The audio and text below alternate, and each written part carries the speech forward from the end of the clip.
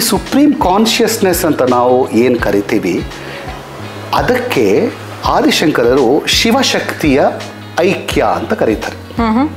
So ಯಾವಾಗ ನಾವು scientific ಆಗಿ ಹೋಗಿ ನೋಡಿದ್ರೆ, ಫಾರ್ ಎಕ್ಸಾಂಪಲ್ ಬಿಗ್ ಬ್ಯಾಂಗ್ ಅಂತ ಹೇಳ್ತೀವಿ, ಸೊ ಅಲ್ಲಿಂದ ತೊಗೊಂಡು ಬರ್ತಾರೆ ಆದಿಶಂಕರರು. ದಟ್ ಮೀನ್ಸ್ ಈ ಕ್ರಿಯೇಷನ್ ಹೆಂಗಾಯಿತು, ಇಡೀ ಬ್ರಹ್ಮಾಂಡದ ಸೃಷ್ಟಿಯ ರಹಸ್ಯ ಏನು ಅನ್ನೋದನ್ನು ಮೊದಲನೇ ಶ್ಲೋಕದಲ್ಲಿ ಇಟ್ಬಿಡ್ತಾರೆ ಆದಿಶಂಕರರು. ಸೌಂದರ್ಯ ಲಹರಿ ಮೊದಲನೇ ಶ್ಲೋಕ, ಒಂದೇ ಶ್ಲೋಕದಲ್ಲಿ. ಓಕೆ. ಸೊ ಸೌಂದರ್ಯ ಲಹರಿನ ಅರ್ಥ ಮಾಡ್ಕೊಳ್ಳೋದಕ್ಕೆ ಮೊದಲು ಲಲಿತಾ ಸಹಸ್ರನಾಮನ ಅರ್ಥ ಮಾಡ್ಕೋಬೇಕು ಅಂತ. ಅದು ಎರಡು parallel, both are parallel. In fact ಅದು ಒಳ್ಳೆ ಕ್ವೆಶ್ಚನ್. ಸೌಂದರ್ಯ ಲಹರಿ ಮೊದಲು ಬಂತ, ಲಲಿತಾ ಸಹಸ್ರನಾಮ ಮೊದಲು ಬಂತ? ಕಂಟೆಂಟ್ ಇಷ್ಟ ಆದ್ರೆ ಲೈಕ್, ಶೇರ್ ಅಂಡ್ ಸಬ್ಸ್ಕ್ರೈಬ್ ಮಾಡಿ. ಸೌಂದರ್ಯ ಲಹರಿಯ ರಚನೆ ಬಗ್ಗೆ ಕಥೆಗಳಂತೂ ಕೇಳಿದ್ವಿ ಹಿಂದಿನ ಎಪಿಸೋಡ್ನಲ್ಲಿ. ಇವಾಗ ಸೌಂದರ್ಯ ಲಹರಿನಲ್ಲಿ ಏನೇನು ಅಂಶಗಳಿದೆ ಅಂತ ಕೇಳುವಂತಹ ಸಮಯ. ಸರ್, ಸಾಮಾನ್ಯವಾಗಿ ಹೆಸರೇ ಹೇಳೋ ಹಾಗೆ ಅದು ಸೌಂದರ್ಯ ಲಹರಿ, ಶಕ್ತಿಯ ಸೌಂದರ್ಯದ ವರ್ಣನೆ ಇದೆ ಅಂತ ಹೇಳ್ತಾರೆ. ಕರೆಕ್ಟ್. ಬಟ್ ಪ್ರತಿಯೊಂದು ಶ್ಲೋಕನೂ ಪ್ರಪಂಚದ ಯಾವುದೋ ಒಂದು ಅಂಶನ ವರ್ಣಿಸುತ್ತೆ. ಆಮೇಲೆ ಪ್ರಾಪಂಚಿಕವಾಗಿ ನಾವು ಏನೇನಾದ್ರು ಸಿದ್ಧಿ ಪಡ್ಕೋಬೇಕಾದ್ರೆ ಈ 100ರಲ್ಲಿ ಯಾವುದೋ ಒಂದು ಶ್ಲೋಕ, ಅಂದರೆ ನಿಮಗೆ ಯಾವ ಸಿದ್ಧಿ ಬೇಕು ಅನ್ನೋದ್ರ ಮೇಲೆ ಯಾವುದೋ ಒಂದು ಶ್ಲೋಕನ ನಾವು ಪಠನೆ ಮಾಡೋದು ಅಥವಾ ಜಪ ಮಾಡೋದು ಮಾಡಿದ್ರೆ ಸಿದ್ಧಿ ಆಗತ್ತೆ ಅಂತ ಹೇಳ್ತಾರೆ. ಸೊ ನೀವು ಈ ಸೌಂದರ್ಯ ಲಹರಿನಲ್ಲಿ ಏನೇನು ಅಂಶಗಳಿದೆ ಅಂತ ಹೇಳ್ಬೋದು ನಮಗೆ? ಖಂಡಿತ. ಪ್ರಾರಂಭ ಮಾಡೋದಕ್ಕೆ ಮೊದಲು ಈ ಲಲಿತಾ ಸಹಸ್ರನಾಮ ಹಾಗೂ ಸೌಂದರ್ಯ ಲಹರಿಗೆ ಲಿಂಕ್ ಏನಿದೆ ನಾನು ಈಗ ಹೇಳಿದೆ. ಲಲಿತಾ ಸಹಸ್ರನಾಮ ಫಸ್ಟ್ ರಚನೆ ಆಯಿತು, ಆಮೇಲೆ ಸೌಂದರ್ಯ ಲಹರಿನ ರಚನೆ ಮಾಡಿದ್ರು ಆದಿಶಂಕರರು ಅಂತ. ಲಲಿತಾ ಸಹಸ್ರನಾಮದ ಲಾಸ್ಟ್ 4 ನೇಮ್ಸ್ ತಗೊಂಡ್ರೆ ಶಿವಶಕ್ತೈಕ್ಯ ರೂಪಿಣಿ ಲಲಿತಾಂಬಿಕಾ ಅಂತ ಎಂಡ್ ಆಗುತ್ತೆ ಲಲಿತಾ ಸಹಸ್ರನಾಮ. ಸೌಂದರ್ಯ ಲಹರಿ ಶಿವಶಕ್ತಿಯುಕ್ತೋ ಅಂತ ಪ್ರಾರಂಭ ಆಗುತ್ತೆ. ರೈಟ್. ಸೊ ಅಲ್ಲಿ ಶಿವಶಕ್ತೈಕ್ಯ ರೂಪಿಣಿ ಲಲಿತಾಂಬ, ಅವಳು ಶಿವಶಕ್ತಿಯ ಐಕ್ಯ ರೂಪಿಣಿ ಅಂತ ಹೇಳಿಬಿಟ್ರು ಲಾಸ್ಟಲ್ಲಿ ಲಲಿತಾ ಸಹಸ್ರನಾಮದಲ್ಲಿ. ಅಂದರೆ she is the embodiment of both Shiva and Shakti together. ಅಂದರೆ ಅವಳನ್ನು ಪೂಜೆ ಮಾಡಿದ್ರೆ ಶಿವನ್ ಪೂಜೆ ಮಾಡಿದ ಹಾಗೆ. ಶಕ್ತಿ ಪೂಜೆ ಅವಳೊಬ್ಬಳೇ ಇಲ್ಲ, ಅವಳು ಸುಮಂಗಲಿ, ಶಿವನ ಅರ್ಧಾಂಗಿನಿ. ಅರ್ಧನಾರೀಶ್ವರದಲ್ಲಿ ಅವಳು ಅರ್ಧ ನಾರಿ ಅನ್ನೋ ಪಾಯಿಂಟ್ನ ತುಂಬ ಚೆನ್ನಾಗಿ ಸಸಿಂಕ್ಟಾಗಿ ಅಲ್ಲಿ ಇಟ್ಟರು. ಅದನ್ನು ತಗೊಂಡು ಆದಿಶಂಕರರು ಕಂಟಿನ್ಯೂ ಮಾಡ್ತಾರೆ. ಸೌಂದರ್ಯ ಲಹರಿ ಮೊದಲನೇ ಪದದಲ್ಲೇ ಶಿವಶಕ್ತಿ ಆಯುಕ್ತೋ ಅನ್ನೋ ಪದದಿಂದ ಶುರು ಮಾಡ್ತಾರೆ. ಇದು ಒಂದು ಇಂಪಾರ್ಟೆಂಟ್ ಪಾಯಿಂಟ್ ಅರ್ಥ ಮಾಡ್ಕೋಬೇಕು, ಅಂದರೆ ಹೇಗೆ 2 ಲಿಂಕ್ ಆಗಿದೆ ಅನ್ನೋದು. ಹಾಗೂ ಸೌಂದರ್ಯ ಲಹರಿಯಲ್ಲಿ ಆದಿಶಂಕರು ಲಲಿತಾ ಸಹಸ್ರನಾಮದಿಂದ ತುಂಬ ಮೋಟಿವೇಶನ್ ತಗೊಂಡಿದ್ದಾರೆ. ಸೊ ಎರಡನ್ನೂ ಸ್ಟಡಿ ಮಾಡ್ಕೊಂಡು ಬಂದರೆ ತುಂಬ ಪ್ಯಾರಲಲ್ಸ್, ತುಂಬ ಕಾಮನ್ ಎಲಿಮೆಂಟ್ಸ್ ಸಿಗ್ತಾ ಬರುತ್ತೆ ಅರ್ಥದಲ್ಲಿ. ಬರೀ ಪಠಣದಲ್ಲಿ 2 ಬೇರೆ ಬೇರೆ ಅಲ್ವಾ. ಈಗ will come to the point of Saundarya Lahari ಏನು ಹೇಳುತ್ತೆ, ಹೇಗೆ ಯಾವ ರೀತಿ ಉಪಯೋಗ ಆಗುತ್ತೆ ನಮಗೆ. ಸೌಂದರ್ಯ ಲಹರಿ ಮೊದಲನೇ ಪಾರ್ಟು ಆನಂದ ಲಹರಿ, 41 ಶ್ಲೋಕಗಳು. ಇದು ಔಟ್ಸೈಡಿಂದ ನೋಡಿದ್ರೆ ನಿರ್ಗುಣ ಅಂದರೆ ಸ್ಥೂಲವಾಗಿ ನೋಡಿದ್ರೆ ನಿರ್ಗುಣ ಪರಬ್ರಹ್ಮದ ಪ್ರತಿಪಾದನೆ. ಅಂದರೆ ನಮಗೇನು ದೇವರು ಅಂದರೆ ಸಗುಣ ಹಾಗೂ ನಿರ್ಗುಣ ಅನ್ನೋ 2 ಭೇದ ಬರುತ್ತೆ. ಸಗುಣ ಅಂದರೆ ಫಾರ್ ಎಕ್ಸಾಂಪಲ್ ಇಲ್ಲಿ ನೀವು ದೇವಿನ ನೋಡ್ತಾ ಇದ್ದೀರಾ, ಅಲ್ಲಿ ದೇವಿಯ ಚಿತ್ರ ಇದೆ. ಸೊ ನಮಗೆ ಭಕ್ತಿ ಬರಬೇಕು ಅಂದರೆ ಒಂದು ನಮ್ಮ ರೀತಿಯ ಮನುಷ್ಯರ ರೀತಿಯೇ ನಾವು ದೇವಿನೂ ಚಿತ್ರಿಸ್ಕೊಂಡು ಅವಳಿಗೆ ಅಲಂಕಾರ ಮಾಡಿ, ನಮಗಿಂತ ಸುಂದರತೆಯನ್ನು ಅಲಂಕಾರ ಮಾಡಿ ಅವಳನ್ನು ನಾವು ಪೂಜೆ ಮಾಡಿ, ಅಮ್ಮ ನೀನು ನನಗಿಂತ ಎಷ್ಟು ಚೆನ್ನಾಗಿದೆಯಾ ಅಂದರೆ ನೀವು ಸೌಂದರ್ಯದ ಗಣಿ ಅಂತ ಆ ಸಗುಣದ ರೂಪದನ್ನು ನಾವು ವರ್ಣನೆ ಮಾಡ್ತೀವಿ. ದೇವಸ್ಥಾನಕ್ಕೆ ಹೋದರೂ ಅಷ್ಟೇ, ಶಾರದಾಂಬೆ ನೋಡಿದ ತಕ್ಷಣ ಅಮ್ಮ ಹೇಗಿದ್ದೀಯಾ, ನಿನ್ನ ಕಳೆ ಹೇಗಿದೆ ಅಲ್ವಾ.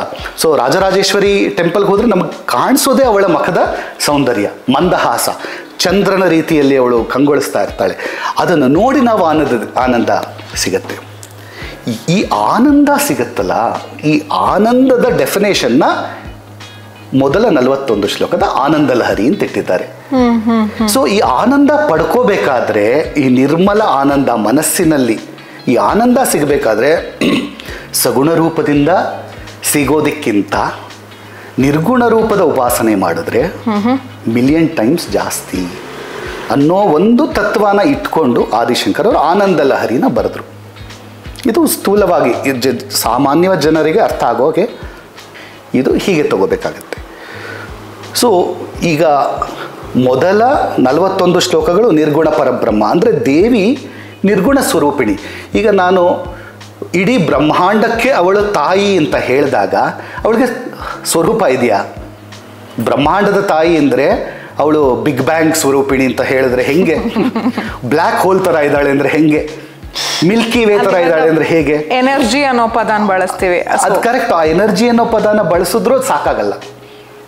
ಎನರ್ಜಿ ಅಂದರೆ ನಾವು ಬ್ಯಾಟ್ರಿಗೂ ಎನರ್ಜಿ ಅಂತೀವಿ ಅಲ್ವಾ, ಸೋಲಾರ್ಗೆ ಎನರ್ಜಿ ಅಂತೀವಿ. ಎನರ್ಜಿ ಅನ್ನೋದು ಊರ್ಜಾ.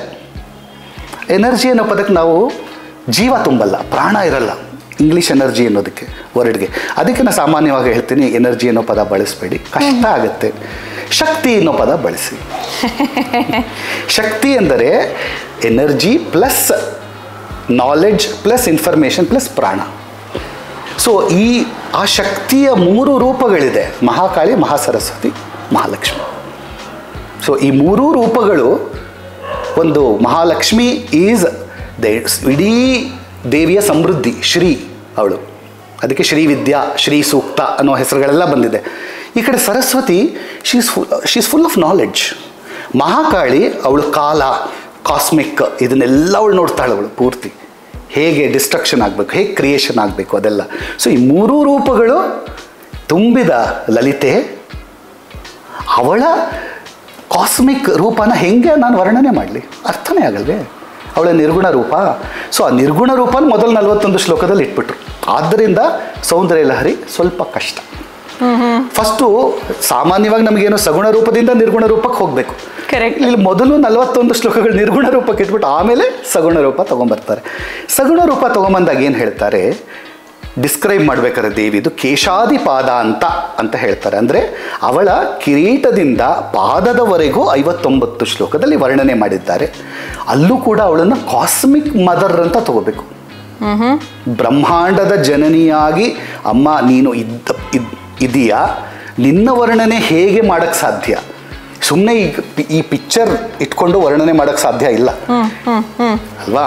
ಆ ಬ್ರಹ್ಮಾಂಡ ಜನನಿಯ ಸ್ವರೂಪ ಇದ್ದ ಪಕ್ಷದಲ್ಲಿ, ಫಾರ್ ಎಕ್ಸಾಂಪಲ್ ನಾವು ಭಗವದ್ಗೀತೆ ನೋಡಿದಾಗ ವಿರಾಟ್ ಪುರುಷ ಅಂತ ನಾವು ಈ ಕೃಷ್ಣನನ್ನು ನಾವು ವಿಷ್ಣುವನ್ನು ನಾವು ನೋಡ್ತೀವಿ ಅಲ್ವಾ? ಸೊ ಪಿಕ್ಚರ್ಗಳು ವಿರಾಟ್ ಪುರುಷನ ಪಿಕ್ಚರ್ ಇರುತ್ತೆ. ಅದು ಇಟ್ಸ್ ಅಪ್ರಾಕ್ಸಿಮೇಷನ್, ಹೀಗಿರಬಹುದೇನೋ, ಅಲ್ಲೂ ಮನುಷ್ಯನ ರೂಪ ತರಲೇಬೇಕು, ಇಲ್ಲದ್ರೆ ನಮ್ಗೆ ಅರ್ಥ ಆಗಲ್ಲ. ಸೊ ಹೀಗೆ ಮನುಷ್ಯನ ರೂಪ ಕೊಟ್ಟು ಅವಳಿಗೆ ಬ್ರಹ್ಮಾಂಡ ಜನನಿ, ವಿರಾಟ್, ಅಣೋರಣೀಯ, ಮಹತೋ ಮಹೀಯ ಅನ್ನೋ ಒಂದು ಮೆಥಡ್ ತಗೊಂಡು 59 ಶ್ಲೋಕನ, ಒಂದೊಂದು ಶ್ಲೋಕ ಒಂದೊಂದು ದೇವಿಯ ಭಾಗನ ವರ್ಣನೆ ಮಾಡ್ಕೊಂಡು ಬರುತ್ತೆ. ತುಂಬ 42ನೇ ಶ್ಲೋಕದಿಂದ. ಇವಾಗ ಏನು ಇದರ ಉಪಯೋಗ? ಯಾಕಂದರೆ ಇದನ್ನು ಅರ್ಥ ಮಾಡಿಕೊಂಡ ಮೇಲೆ ನಮಗೆ ಲೌಕಿಕ ಪ್ರಯೋಜನ ಬೇಕಾ, ಮೋಕ್ಷದ ಪ್ರಯೋಜನ ಬೇಕಾ ಅರ್ಥ ಮಾಡ್ಕೋಬೇಕು. ಲೌಕಿಕ ಪ್ರಯೋಜನ ಬೇಕು ಅನ್ನೋದಕ್ಕೆ ಮೊದಲು ದೇವಿಯನ್ನು ಪೂಜೆ ಮಾಡಿದಾಗ ಅವಳು ಭೋಗವನ್ನು ಕೊಡ್ತಾಳೆ, ಮೋಕ್ಷವನ್ನು ಕೊಡ್ತಾಳೆ. ಓಕೆ. ಶಿವನ ಪೂಜೆ ಮಾಡಿದ್ರೆ ಅವನು ಮೋಕ್ಷವನ್ನು ಕೊಡ್ತಾನೆ, ಭೋಗ ಕೊಡಲ್ಲ ಅಂದರೆ ಅವನ ಸ್ಮಶಾನವಾಸಿ, ಅವನೇ ವೈರಾಗಿ, ದಕ್ಷಿಣಾಮೂರ್ತಿ ಅಲ್ವಾ? ಭೋಗ ನೀನು ಇಟ್ಕೋ, ಅದನ್ನು ಮೀರಿ ಬಾ ನನ್ನ ಹತ್ರ ಅಂತ ಅವನು ಹೇಳ್ತಾನೆ. ತುರಿಯಕ್ಕೆ ಬಾ, ಅಲ್ಲಿವರೆಗೂ ನಿನ್ನ ಇಟ್ ಈಸ್ ಯುವರ್ ಪ್ರಾಬ್ಲಮ್, ನಾನು ನಿನಗೆ ಹೆಲ್ಪ್ ಮಾಡಲ್ಲ. ಓಕೆ. ಸಂಪೂರ್ಣ ಭಕ್ತಿಯಲ್ಲಿ ನೀನು ನನ್ನ ಪೂಜೆ ಮಾಡೋದು, ನಾನು ಭಕ್ತಿಗೆ ಮಾತ್ರ ಒಲಿತೀನಿ ಅಂತ ಅವನು ಹೇಳ್ತಾನೆ. ಇವಳು ಹೇಳ್ತಾಳೆ, ಅಪ್ಪ ನಾ ಶಿವನ ಹತ್ರ ಕರ್ಕೊಂಡು ಹೋಗ್ತೀನಿ ಬಾ ನಿನ್ನ, ಮಗು ಕರ್ಕೊಂಡು ಹೋಗ್ತೀನಿ ಬಾ ನಿನ್ನ ಅಂತ ಹೇಳಿ, ಸೊ ಕುಂಡಲಿನಿ ಸ್ವರೂಪದಲ್ಲಿ ಅವಳು ಮೂಲಾಧಾರದಿಂದ ನಮ್ಮನ್ನು ತಗೊಂಡು ಸಹಸ್ರಾರಕ್ಕೆ ಕರ್ಕೊಂಡೋಗಿ ಶಿವನ್ ಮೀಟ್ ಮಾಡಿಸ್ತಾಳೆ. ಸೊ ಇದು ಸೌಂದರ್ಯ ಲಹರಿ ಶ್ಲೋಕಗಳಲ್ಲಿ ಬರುತ್ತೆ. ಮೇಯ್ನಾಗಿ ರಾಜಯೋಗ, ಕುಂಡಲಿನಿ ಯೋಗ, ಹೀಗೆ ಅನೇಕ ಬೇರೆ ಬೇರೆ ಆಯಾಮಗಳನ್ನು ತಂದು ಇಟ್ಟಿದ್ದಾರೆ. ಶ್ರೀವಿದ್ಯೆ ಇದನ್ನು ತಂದಿಟ್ಟು ಆದಿಶಂಕರರು ಇದನ್ನು ಒಂದು ಸಂಕೀರ್ಣವಾಗಿ, ಕಾಂಪ್ಲೆಕ್ಸ್ ಆಗಿ, ಕಂಪ್ಲೀಟಾಗಿ ಒಂದು ಗ್ರಂಥವನ್ನು ರಚನೆ ಮಾಡಿದ್ದಾರೆ. ಇಲ್ಲಿ ನಮಗೆ ಏನೇನು ಬೇಕೋ ಅದನ್ನು ಆಯ್ಕೋಬಹುದು. ನನಗೆ ಫಾರ್ ಎಕ್ಸಾಂಪಲ್ ಕಷ್ಟ ಬಂದಿದೆ ಅಥವಾ ಮೆಂಟಲ್ ಟ್ರಾಮಾ ಆಗಿದೆ, I am going through work life imbalance, work life imbalance ಇದೆ, ಸ್ಟ್ರೆಸ್ ಇದೆ, ಅಥವಾ ಅದು ಒಂದು ಎಮೋಷನಲ್ ವೆಲ್ ಬೀಯಿಂಗ್ ಬೇಕು. ಇಲ್ಲ ನನಗೆ ವಿದ್ಯೆ ಬೇಕು, ನನಗೆ ಸರಸ್ವತಿಯ ರೂಪದಲ್ಲಿ ದೇವಿ ನನಗೆ ಒಲಿಬೇಕು ಅದು ಒಂದು. ಇಲ್ಲ, ನನಗೆ ಲಕ್ಷ್ಮಿಯ ರೂಪದಲ್ಲಿ ದೇವಿ ಬಂದು ನನಗೆ ಕಟಾಕ್ಷ ಕೊಡಬೇಕು. ಅದಕ್ಕೆ ಧರ್ಮ, ಅರ್ಥ, ಕಾಮ, ಮೋಕ್ಷ 4 ಪುರುಷಾರ್ಥಗಳು. ದೇವಿಯ ಈ ಸ್ವತಂತ್ರ ಅಂತ ಕರಿತೀವಿ, ಅವಳದೇ ತಂತ್ರ. ಸೊ ಈ ಸ್ವತಂತ್ರಕ್ಕೆ ಅವಳ ಇಂಡಿಪೆಂಡೆಂಟ್ ತಂತ್ರ ಯಾವುದಿದೆಯೋ ಅದನ್ನು ಶ್ರೀವಿದ್ಯೆ ಅಂತ ಕರಿತೀವಿ. ಈ ಶ್ರೀವಿದ್ಯೆ, ಸೌಂದರ್ಯ ಲಹರಿ ಈಸ್ ಎ ಶ್ರೀವಿದ್ಯಾ ಗ್ರಂಥ, ಅತ್ಯಂತ ಉತ್ತಮವಾದ ಶ್ರೀವಿದ್ಯಾ ಗ್ರಂಥ. ಶ್ರೀವಿದ್ಯಾ ಗ್ರಂಥಗಳಲ್ಲಿ ಅತ್ಯಂತ ಮೇರು ಪಂಕ್ತಿಯಲ್ಲಿ ನಿಲ್ಲುವಂತಹ ಗ್ರಂಥ ಇದು ಸೌಂದರ್ಯ ಲಹರಿ. ಹಾಗಾಗಿ ಇದಕ್ಕಿಂತ ಮೇಲೆ ಇನ್ನೊಂದಿಲ್ಲ ಅಂತ ಎಲ್ಲ ಜ್ಞಾನಿಗಳ ಪಂಡಿತರ ಒಂದು ಕನ್ಕ್ಲೂಷನ್ ಇದೆ. ಓಕೆ. ಸೊ ಇವಾಗ ನನಗೆ ಇವತ್ತು ಏನೋ ಪ್ರಾಬ್ಲಮ್ ಇದೆ. ಇವತ್ತಿನ ಪ್ರಾಬ್ಲಮ್ಮು ನನಗೆ ಮನೆ ಕಟ್ಟಬೇಕು, ಲೋನ್ ಸಿಗಬೇಕು, ಇಲ್ಲ ನನ್ನ ಮಗನಿಗೆ ವೀಸಾ ಸಿಗಬೇಕು. ಇದು ತಾನೇ ನಮ್ಮ ಲೌಕಿಕ ಪ್ರಾಬ್ಲಮ್ಮು. ಈ ಪ್ರಾಬ್ಲಮ್ಗೆ ಸೌಂದರ್ಯ ಲಹರಿ ಉಪಯೋಗಿಸ್ಕೋಬೋದು. ಸೊ ಅದು ಸಾಧ್ಯ ಆಗತ್ತೆ. ನೋಡಿ, ಏನು ಅಂದರೆ ಸಾಧ್ಯ ಆಗತ್ತೆ ಅಂದರೆ ಅವಳು ಆ ಕೆಲಸನ ನಮಗೆ ಮಾಡಿಕೊಡಲ್ಲ, ಆ ಕೆಲಸನ ಮಾಡೋ ಶಕ್ತಿ ನಮಗೆ ಕೊಡ್ತಾಳೆ. ಕ್ಲಾರಿಟಿ, ವಿಘ್ನಗಳನ್ನು ನಿವಾರಿಸ್ತಾಳೆ. ಸೊ ಹಾಗಾಗಿ ನಮಗೆ ಮುಂದೆ ಹೋಗೋ ಶಕ್ತಿ ಸಿಗುತ್ತೆ. ಸೊ ಅದು ಮುಖ್ಯ ಆಗುತ್ತೆ. ಅಂದರೆ ನಾವು ದೇವರ ಮೇಲೆ ಡಿಪೆಂಡ್ ಎಲ್ಲಿವರೆಗೆ ಆಗಬೇಕು? ಜಗನ್ಮಾತೆ ಮಹಾತಾಯಿ. ಒಂದು ಎಕ್ಸಾಂಪಲ್ ತಗೋಬೇಕು ಅಂದರೆ,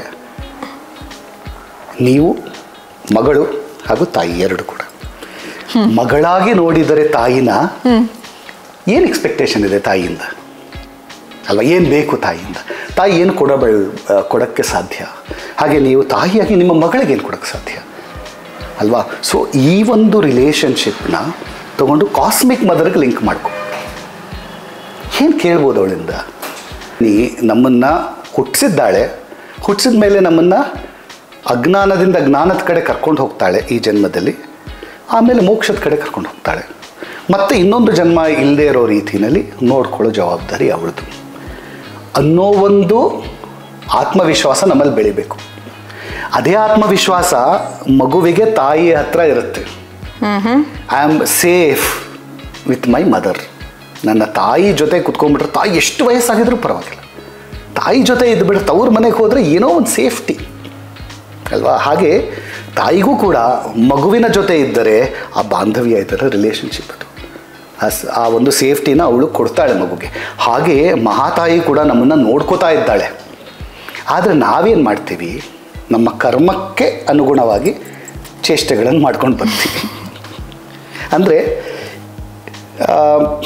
ಈ ಅಹಂಕಾರ, ನಾನೇ ಹೆಚ್ಚು, ನಾನು ಬೇರೆ, ದೇವರು ಬೇರೆ, ನನ್ನಿಂದಲೇ ಎಲ್ಲ, ವೈಮಿ ವೈಸ್ ನನಗೇನಿದೆ ಇದರಲ್ಲಿ ಅನ್ನೋ ಈ ಒಂದು ಸೆಲ್ಫ್ ಸೆಂಟ್ರಿಕ್ ಥಾಟ್ ಪ್ರಾಸೆಸ್ಸಿಂದ ಆಚೆ ಬರೋದಕ್ಕೆ ಅವಳ ಹೆಲ್ಪ್ ಬೇಕು. ಮೇಯ್ನಾಗಿ ಸೌಂದರ್ಯ ಲಹರಿನ ಆದಿಶಂಕರರು ಬರೆದಿರೋದು ಭಗವತಿಯ ಮೋಕ್ಷ ಮಾರ್ಗಕ್ಕೆ. ಓಕೆ. ಸೊ ಲೌಕಿಕಕ್ಕಿಂತ ಪಾರಮಾರ್ಥಿಕವಾಗಿ ನೀವು ಮೋಕ್ಷ ಮಾರ್ಗಕ್ಕೆ ಹೋಗುವವರಿಗೆ Saundarya Lahari is perfectly fit. ಆದರೆ ಲೌಕಿಕದಲ್ಲಿರೋರಿಗೆ ಅಪ್ಲೈ ಆಗತ್ತಾ ಅಂದರೆ, ನಾನು can I use it for my regular day to day life and activities? Yes. Saundarya Lahari by itself is a ಕಾವ್ಯ. ಆ್ಯಂಡ್ ಇಟ್ ಈಸ್ ಆದಿಶಂಕರರಲ್ಲಿ ಎಷ್ಟು ಪವರ್ ತುಂಬಿದ್ದಾರೆ ಅಕ್ಷರಗಳಲ್ಲಿ ಅಂತ ಹೇಳಬೇಕಾದ್ರೆ, ಇದು ಮಂತ್ರ ಸ್ವರೂಪ ಇದೆ. ಅಂದರೆ ಬೀಜಾಕ್ಷರ, ಪ್ರತಿಯೊಂದು ಶ್ಲೋಕದಲ್ಲೂ ಬೀಜಾಕ್ಷರಗಳು ಎಂಬೆಡ್ ಆಗಿವೆ, ಗೊತ್ತಾಗಲ್ಲ ನಮಗೆ. ಶಿವ ಅನ್ನೋ ಪದ ಉಪಯೋಗಿಸಿದ್ದಾರೆ ಮೊದಲನೇ ಶ್ಲೋಕದಲ್ಲಿ, ಶಕ್ತಿ ಅನ್ನೋ ಎರಡನೇ ಪದ ಉಪಯೋಗಿಸಿದ್ದಾರೆ. ಯಾಕೆ ಉಪಯೋಗಿಸಿದ್ದಾರೆ ಅಂದರೆ, ಅದರಲ್ಲಿ ಶಿವ ಅನ್ನೋ ಪದಕ್ಕೆ ಒಂದು ಬೀಜಾಕ್ಷರ ಬರುತ್ತೆ, ಶಕ್ತಿ ಅನ್ನೋ ಪದಕ್ಕೆ ಒಂದು ಬೀಜಾಕ್ಷರ ಬರುತ್ತೆ. ಇದು ಶ್ರೀವಿದ್ಯಾ ಮಂತ್ರದ ಮೊದಲ 2 ಅಕ್ಷರಗಳು, ಅದು ನಮಗೆ ಗೊತ್ತಿರಲ್ಲ. ಸೊ ನಾನು ಶಿವಶಕ್ತಿ ಆಯುಕ್ತ ಅಂತ ಹೇಳ್ಕೊಂಡ್ರೆ ಸಾಕು, ಈ ಕಡೆಯಿಂದ ನಾನು ಪಂಚದಶಾಕ್ಷರಿ ಶ್ರೀವಿದ್ಯಾ ಮಂತ್ರನ ಹೇಳ್ಕೊತಾ ಇದ್ದೀನಿ. ಬಟ್ ಆ ಜ್ಞಾನ ನಮಗಿರಲ್ಲ ಅಲ್ವಾ? ಸೊ ಇದು ಮಂತ್ರದ ರೀತಿ ಶ್ರೀ ಸೌಂದರ್ಯ ಲಹರಿ ಉಪಯೋಗಿಸ್ಬೋದು. ಅವಾಗ ಏನು ಮಾಡುತ್ತದು? ಆ ಮಂತ್ರದ ರೀತಿ ಉಪಯೋಗಿಸೋದ್ರಿಂದ ಆ ಸಿದ್ಧಿಗಳು ನಮಗೆ ಕೊಡುತ್ತೆ. ಎಷ್ಟೋ ಅಲಂಕಾರಗಳನ್ನ ಉಪಯೋಗಿಸಿದ್ದಾರೆ. ಸಂಸ್ಕೃತ ಹಾಗೂ ಕನ್ನಡ ಕಾವ್ಯ ಯಾರು ಅವರಿಗೆ ಅರ್ಥ ಆಗುತ್ತೆ. ಸೊ ಅಲಂಕಾರಗಳನ್ನ ಉಪಯೋಗಿಸಿ, ಅಂದರೆ ಮೆಟಫರ್ಸ್, ಸಿಮಿಲೀಸ್ನ ಉಪಯೋಗಿಸಿ ಕಾವ್ಯಮಯವಾಗಿ ದೇವಿಯ ಸೌಂದರ್ಯನ ತುಂಬ ಚೆನ್ನಾಗಿ ವರ್ಣನೆ ಮಾಡಿದ್ದಾರೆ. ಹಾಗೆ ಇದನ್ನು ನೋಡ್ತಾ ಇದ್ದರೆ ಅಮ್ಮ ಎಷ್ಟು ಚೆನ್ನಾಗಿ ನಿನ್ನ ಸೌಂದರ್ಯ ವರ್ಣನೆ ಮಾಡಿದ್ದಾರೆ ಅನ್ನೋ ಉದ್ಗಾರ ಬರೋ ರೀತಿಯಲ್ಲಿ ಆದಿಶಂಕರರು ಬರೆದಿದ್ದಾರೆ. ಸೊ ಅದರಿಂದ ಮನಸ್ಸಿಗೆ ಆನಂದ ತುಂಬಿಕೊಳ್ಳುತ್ತೆ. ಅದು ಕೂಡ ಒಂದು ಸಿದ್ಧಿನೇ ನಮಗೆ ಸಿಗೋದು. ಇನ್ನೊಂದು ಅವರು ಶಿಖರಿಣಿ ಛಂದಸ್ಸು ಅನ್ನೋ ಛಂದಸ್ಸಿನಲ್ಲಿ ರಚನೆ ಮಾಡಿದ್ದಾರೆ. ಈ ಶಿಖರಿಣಿ ಛಂದಸ್ಸು ಅನ್ನೋದು ತುಂಬ ಕಾವ್ಯಮಯ. ಅಂದರೆ ಮೊದಲ ಒಂದೊಂದು ಲೈನ್ಗೂ 17 ಅಕ್ಷರಗಳು ಬರುತ್ತೆ. ಮೊದಲ 6 ಒಂದು ಗ್ರೂಪು, ಎರಡನೇ ಉಳಿದಿದ್ದ 11 ಇನ್ನೊಂದು ಗ್ರೂಪ್. ಫಾರ್ ಎಕ್ಸಾಂಪಲ್ ಶಿವಶಕ್ತಿಯ ಯುಕ್ತೋ ಅನ್ನೋದು 6 ಅಕ್ಷರ, ಅಲ್ಲಿಗೊಂದು ಪಾಸ್ ಕೊಟ್ಟು ಯದಿ ಭವತಿ ಶಕ್ತಃ ಪ್ರಭವಿತಂ ಒಟ್ಟಿಗೆ ಹೇಳಬೇಕು. ಸೊ ಈ ಛಂದಸ್ಸನ್ನು ಉಪಯೋಗಿಸಿರೋ ಪವರ್ ಏನಿದೆ ಅಂದರೆ ಅದು ಒಂದು ಕಾವ್ಯಮಯ, ಇನ್ನೊಂದು ಇಟ್ ಗಿವ್ಸ್ ಒಂದು ಲಾಲಿತ್ಯ ಕೊಡುತ್ತೆ, ಒಂದು feminine. How do I say, ಆ ಶಿಖರಣಿ ಛಂದಸ್ಸಿನಲ್ಲೇ ಒಂದು ಫ್ಲೋ ಇದೆ ಬೈ ಇಟ್ ಸೆಲ್ಫ್. ಸೊ ಆದಿಶಂಕರವರು ಆ ಫ್ಲೋನ ಉಪಯೋಗಿಸಿದ್ದಾರೆ, ಸ್ಪಿರಿಚುವಲ್ ಫ್ಲೋ ಇದೆ ಆ ಛಂದಸ್ಸಿನಲ್ಲಿ. ಸೊ ಆ ಛಂದಸ್ಸಿನಲ್ಲಿ ಸುಮ್ಮನೆ ಉಪಯೋಗಿಸಿಲ್ಲ ಆದಿಶಂಕರವರು, ಆ ಛಂದಸ್ಸಿನಲ್ಲಿ ಲಯಬದ್ಧವಾಗಿ ಸೌಂದರ್ಯ ಲಹರಿನ ಹೇಳ್ಕೊಂಡ್ರೆ, ಅದರ ಕಾವ್ಯನ ಅರ್ಥ ಮಾಡ್ಕೊಂಡು ಹೇಳ್ಕೊಂಡ್ರೆ, ಅರ್ಥನ ತಿಳ್ಕೊಂಡು ಹೇಳ್ಕೊಂಡಾಗ ನಮಗೆ ಅವಳ ಸಿದ್ಧಿಗಳು ಜಾಸ್ತಿ ಆಗುತ್ತೆ. ಇಲ್ಲದೆ ಹೋದರೆ ಸುಮ್ಮನೆ ನಾನು 1 ಸಲ ಹೇಳ್ಕೊತೀನಿ, 10 ಸಲ ಹೇಳ್ಕೊತೀನಿ, 100 ಸಲ ಹೇಳ್ಕೊತೀನಿ ಅಂದರೆ ಅದಕ್ಕೂ ಬೇಸಿಕ್ ಏನು ಬೇಕು ಕೊಡಬೇಕು ದೇವಿ ಕೊಡ್ತಾಳೆ. ಅದನ್ನು ಮೀರಿ ಈಗ ಎಷ್ಟೋ ಜನ ಸೌಂದರ್ಯ ಲಹರಿ ಪಠಣ ಮಾಡ್ತಾ ಇದ್ದಾರೆ ಕರ್ನಾಟಕದಲ್ಲಿ, ಸೌತ್ ಇಂಡಿಯಾನಲ್ಲಿ. ಎಡತೊರೆ ಸ್ವಾಮಿಗಳು ಅದನ್ನು ಪ್ರಚಾರ ಮಾಡ್ತಾ ಇದ್ದಾರೆ. ತುಂಬ ಒಳ್ಳೆ ಕೆಲಸ. ಅದು ಎಷ್ಟು ಜನದ ಜೊತೆ ಮಾತಾಡಿದಾಗ ನಿಮಗೆ ಅರ್ಥ ಎಷ್ಟು ತಿಳಿದಿದೆ ಅಂದರೆ Saundarya Lahari is a multi dimensional work from various perspectives. ಇನ್ನೊಂದು ಸೌಂದರ್ಯ ಲಹರಿನ ಮ್ಯೂಸಿಕ್ಗೆ ಅಳವಡಿಸ್ಬೋದು. There are people who sing it in ಮೊದಲ 3 ಶ್ಲೋಕಗಳಿಗೆ ಒಂದು ರಾಗ ಹಾಕ್ತಾರೆ, 5 ಶ್ಲೋಕಗಳಿಗೆ ಒಂದು ರಾಗ ಹಾಕ್ತಾರೆ. ನನಗೆ ಗೊತ್ತಿರೋರೊಬ್ಬರು ವೆರಿ ಡಿವೈನ್ ಲೇಡಿ, ಅವರು ಒಂದೊಂದು ಶ್ಲೋಕಗಳಿಗೆ ಒಂದೊಂದು ರಾಗ ಹಾಕಿದ್ದಾರೆ. ಸೊ 100 ಶ್ಲೋಕಗಳು 100 ರಾಗದಲ್ಲಿ ಬಂದಾಗ ಆ ರಾಗಬದ್ಧವಾಗಿ ಆ ಶ್ಲೋಕನ ನಾವು ಕೇಳಿದಾಗ ಹಾಗೂ ಅದನ್ನು ನಾವು ಮನನ ಮಾಡಿದಾಗ ನಮ್ಮ ಆನಂದ ಇನ್ನೆಲ್ಲೋ ಇರುತ್ತೆ. ಸಿದ್ಧಿ ಅನ್ನೋದು ಆಟೋಮೆಟಿಕ್ಕಾಗಿ ಬರಬೇಕು. ನಾವು ಸಿದ್ಧಿಗೋಸ್ಕರ ಹೇಳ್ಕೋಬಾರ್ದು. ಸೊ ಸಿದ್ಧಿ ನಮ್ಮನ್ನು ಹುಡುಕೊಂಡು ಬರಬೇಕು, ನಾವು ಸಿದ್ಧಿನ ಹುಡುಕೊಂಡು ಹೋಗಬಾರ್ದು ಅನ್ನೋ ರೀತಿಯಲ್ಲಿ ಆದಿಶಂಕರ್ ಇದನ್ನ ರಚನೆ ಮಾಡಿದ್ದಾರೆ. ಇನ್ನೊಂದು ಪರ್ಸ್ಪೆಕ್ಟಿವ್ ಆದಿಶಂಕರದ್ದು ನೋಡಿದ್ರೆ ಇದು ಸೌಂದರ್ಯ ಲಹರಿ ಇದು ಮೋಕ್ಷ ಮಾರ್ಗ ಅಂತ ಹೇಳಿದೆ. ಮೋಕ್ಷಕ್ಕೆ, ಮೋಕ್ಷ ಅನ್ನೋ ಪದಕ್ಕೆ ಆದಿಶಂಕರು 2 ಅರ್ಥನ ಕೊಟ್ಟಿದ್ದಾರೆ. ಒಂದು ಮತ್ತೆ ಹುಟ್ಟದೆ ಜನ್ಮ ತಗೊಳ್ದೆ ಫೈನಲ್ ದೇವಿಯ ಜೊತೆ ಒಂದಾಗ್ಬಿಡೋದು, ಇನ್ನೊಂದು ಜನ್ಮ ತಗೊಳ್ಳಲ್ಲ, ಅದು ಫೈನಲ್ ಮೋಕ್ಷ. ಜೀವನ್ ಮುಕ್ತಿ ಅಂತಾರೆ, ಅದು ಕೈವಲ್ಯ ಅನ್ನೋ ಪದ ಉಪಯೋಗಿಸ್ತೀವಿ. ಅದು ಬಿಟ್ಟರೆ ಬಟ್ ಯಾವಾಗ ನಮ್ಗೆ ಎಷ್ಟು ಜನ್ಮಗಳ ಮುಂದೆ ಇದೆ ಅಂತ ಗೊತ್ತಿಲ್ಲ. ಯಾವಾಗ ದೇವಿ ಎಷ್ಟು ಜನ್ಮಗಳು, ಇನ್ನೊಂದು 1000 ಇದೆಯಾ, 2 ಇದೆಯಾ, 3 ಇದೆಯಾ ಗೊತ್ತಿಲ್ಲ. ಸೊ ಅದಕ್ಕೆ ತಕ್ಕಂಗೆ ನನ್ನ ಜನ್ಮಗಳನ್ನ ಕಡಿಮೆ ಮಾಡ್ಕೊಳ್ಳೋ ಥರ ನನ್ನ ಕರ್ಮಗಳನ್ನ ಮಾಡ್ತೀನಾ, ಮಾಡಲ್ಲ ಅಲ್ವಾ. ಸೊ ಆದ್ದರಿಂದ ಈ ಮೋಕ್ಷ ಅನ್ನೋ ಪದಕ್ಕೆ ಇನ್ನೊಂದು ಅರ್ಥ ಇಟ್ಟಿದ್ದಾರೆ ಆದಿಶಂಕರರು, ಮೋಕ್ಷ ಸ್ಥಿತಿ ಅಂತ. So it's a state. ಈ ಮೋಕ್ಷ ಸ್ಥಿತಿನ ನಾನು ಈ ಜನ್ಮದಲ್ಲೇ ತಲುಪಕ್ಕಾಗತ್ತಾ? Okay, that is the most important part. ಏನು ಆ ಮೋಕ್ಷ ಸ್ಥಿತಿ ಅಂದರೆ ಅದನ್ನು ಸೌಂದರ್ಯ ಲಹರಿ ಡಿಫೈನ್ ಮಾಡ್ಕೊಳ್ತಾ ಬರುತ್ತೆ. ಸೊ ಟುಡೇ ಯು ಆರ್ ಇನ್ ಅಜ್ಞಾನ. ಅಜ್ಞಾನ ಅಂದರೆ ಅವಿದ್ಯೆ. ಹುಟ್ಟಿದಾಗಲೇ ನಾನು ತಾಯಿಯ ಹೊಟ್ಟೆಯಿಂದ ಹುಟ್ಟಿದಾಗಲೇ ಅಜ್ಞಾನ ಅಂತ ತೊಗೊಂಬಂದಿರ್ತೀನಿ. ಏನ ಅಜ್ಞಾನ? ನಾನು ಬೇರೆ, ದೇವಿ ಬೇರೆ, ಜೀವಾತ್ಮ ಪರಮಾತ್ಮ ಬೇರೆ ಬೇರೆ, ಅದ್ವೈತ ಎನ್ನುವ ಅಜ್ಞಾನನ ತೊಗೊಂಬಂದಿರ್ತೀನಿ. That's also design of the system. ದೇವಿ ಹಂಗೆ ಡಿಸೈನ್ ಮಾಡಿದ್ದಾಳೆ, ಶಿವಶಕ್ತಿಯರು ಮಾಡಿದ್ದಾರೆ. ಸೊ ನನ್ನ ಕೆಲಸ ಏನು? ಅಜ್ಞಾನದಿಂದ ಜ್ಞಾನದ ಕಡೆ ಹೋಗೋದು ಈ ಜನ್ಮದಲ್ಲಿ. ಸೊ ಅದಕ್ಕೆ 3ನೇ ಶ್ಲೋಕ ಒಂದು ಸೌಂದರ್ಯ ಲಹರಿಲಿದೆ, ಅವಿದ್ಯಾನಾಂ ಅಂತಸ್ತಿಮಿರ ಮಿಹಿರ ದ್ವೀಪ ನಗರಿ. ಸೊ ಅವಿದ್ಯೆಯರಿಗೆ, ಅವಿದ್ಯಾ ಅನ್ನೋದು, ಅವಿದ್ಯೆ ಅಂದರೆ ಅವರು SLC ಪಾಸ್ ಆಗಿಲ್ಲ ಅನ್ನೋದಲ್ಲ. ಬಿಕಾಸ್ ಈಗ ಎಷ್ಟೋ ಜನ ಈ ಸೌಂದರ್ಯ ಲಹರಿ ಬಗ್ಗೆ ಮಾತಾಡಿದಾಗ ಈ 3ನೇ ಶ್ಲೋಕ ಪಠನೆ ಮಾಡಿ 108 ಸಾರಿ ಪಠನೆ ಮಾಡಿ ನಿಮ್ಮ ಎಕ್ಸಾಮ್ ಪಾಸ್ ಆಗ್ಬಿಡ್ತೀರಾ ನೀವು, ಅಥವಾ ನಿಮ್ಮ ಮಕ್ಕಳು ಓದ್ತಾ ಇಲ್ವಾ, ಅವರಿಗೆ ವಿದ್ಯೆ ಒಲಿತಾ ಇಲ್ವಾ, ಇದನ್ನ ಪಠನೆ ಮಾಡಿ ದೇ ವಿಲ್ ಸ್ಟಾರ್ಟ್ ಡೂಯಿಂಗ್, ಈ ಥರದ ಬೋಧನೆಗಳು ಆಗ್ತಾ ಇದೆ. ಆದರೆ ಅದು ಅರ್ಥ ಮಾಡಿಕೊಳ್ಳದೆ ಆ ಶ್ಲೋಕನ ಈ Just for the Devi sake of chanting. Just for sake of chanting ಮಾಡಿದ್ರೆ ಸ್ವಲ್ಪ ಫಲ ಬರುತ್ತೆ. ಅವಳು ಈಗ for example as A student ನಾನು, ಅಮ್ಮ ನನಗೆ ಅವಿದ್ಯೆ ಇದೆ, ನನಗೆ ನೀನು ವಿದ್ಯಾದಾನ ಮಾಡುತ್ತಾಯಿ ಅಂತ ಕೇಳಿಕೊಂಡು ಆ ಶ್ಲೋಕ ಹೇಳ್ಕೋಬೇಕು. ಆವಾಗ ಜಡಾನಾಂ, ಯಾರು ಸೋಮಾರಿಗಳು ಜಡರಿರ್ತಾರೋ ಅವರಿಗೆ ಅವಳು ಚಿಂತಾಮಣಿ ಗುಣನಿಕ. ಓಕೆ, ದರಿದ್ರಾಣಾಂ ಅಲ್ಲ, ಜಡಾನಾಂ ಚೈತನ್ಯಸ್ತವಕ ಮಕರಂದ ಶ್ರುತಿಚರಿ, ದರಿದ್ರಾಣಾಂ ಚಿಂತಾಮಣಿ ಗುಣನಿಕಾ ಜನ್ಮಜಲಧೌ ನಿಮಗ್ನಾನಾಂ ದಂಷ್ಟ್ರ ಮುರರಿಪು ವರಾಹಸ್ಯ ಭವತಿ. ಅದು ಯಾರು ಸಂಸಾರದ ಸಾಗರದಲ್ಲಿ ಸಿಕ್ಕಾಕೊಂಡ್ಬಿಟ್ಟಿರ್ತೀವಿ, ಲೌಕಿಕ ಅದೇ ತಾನೇ ನಮ್ಮದು. It's not easy to get out of our, ತಲೆನೇ ತೆಗೆಯೋದಕ್ಕಾಗೋದಿಲ್ಲ ಭವಸಾಗರದಲ್ಲಿ ಒಳಗಡೆ. We are so much caught in our karma and duties and responsibilities in our life, especially women for example, which is natural, that is the way the system is. So ಅವರಿಗೆ ಅವಳು ವರಾಹ ರೂಪದ ಭೂದೇವಿನ ಹೇಗೆ ಎತ್ತಿದ್ಲು ಸಮುದ್ರದಿಂದ, ಸಮುದ್ರ ಅಂದರೆ ಭವಸಾಗರದಿಂದ ಹೇಗೆ ಎತ್ತಿದ್ಲು ಭೂದೇವಿನ, ಹಾಗೆ ವರಾಹ ರೂಪ ತಗೊಂಡವಳು ಅವಳ ಕೋರೆದಾಡೆಗಳಿಂದ ನಮ್ಮನ್ನು ಎತ್ತಿ ಪಾರು ಮಾಡ್ತಾಳೆ. ಸೊ ಈ ಅರ್ಥನ ನಾವು ಅರ್ಥ ಮಾಡ್ಕೊಂಡು ಅವಿದ್ಯಾನಾಂನ ಹೇಳ್ಕೊಂಡ್ರೆ ಖಂಡಿತ ನಮ್ಮ ಕಣ್ಣು ತೆರೆಸ್ತಾಳಿದ್ದೀವಿ. And I will get the motivation and the spiritual intelligence ಬೆಳೆಯುತ್ತೆ. ಯಾವಾಗ ಸ್ಪಿರಿಚುವಲ್ ಇಂಟೆಲಿಜೆನ್ಸ್ ಬೆಳೆಯುತ್ತೆ, ದೆನ್ ಐ ಆಮ್ ಸೆಲ್ಫ್ ಸಫಿಷಿಯೆಂಟಾಗಿ ಓದೋಕ್ಕೆ ಶುರು ಮಾಡ್ತೀನಿ. I will understand my responsibility. ಅದನ್ನು ಸೌಂದರ್ಯ ಲಹರಿ ಕೊಡ್ತಾ ಇದೆ ಇಂಪಾರ್ಟೆಂಟಾಗಿ. ಅದು ಬಿಟ್ಟು ಮೆಕ್ಯಾನಿಕಲ್ಲಾಗಿ ನಾನು 1000 ಸಲ ಹೇಳ್ಕೊ, 10 ಸಲ ಹೇಳ್ಕೊ, 100 ಸಲ ಹೇಳ್ಕೊ, ಯುದ್ಧ ಕಾಲೇ ಶಸ್ತ್ರಾಭ್ಯಾಸ ಅಂತ ಎಕ್ಸಾಮ್ ಟೈಮ್ನಲ್ಲಿ ಹೇಳ್ಕೋಬೋದು, ತಪ್ಪು ಸರಿ ಅಂತ ನಾನು ಹೇಳಲ್ಲ. ಎಷ್ಟೋ ಜನ ಅದನ್ನು ಪ್ರೊಪಗೇಟ್ ಮಾಡ್ತಾರೆ, ಜೊತೆಗೆ ಪ್ರಯೋಗಗಳನ್ನೂ ಹೇಳ್ತಾರೆ.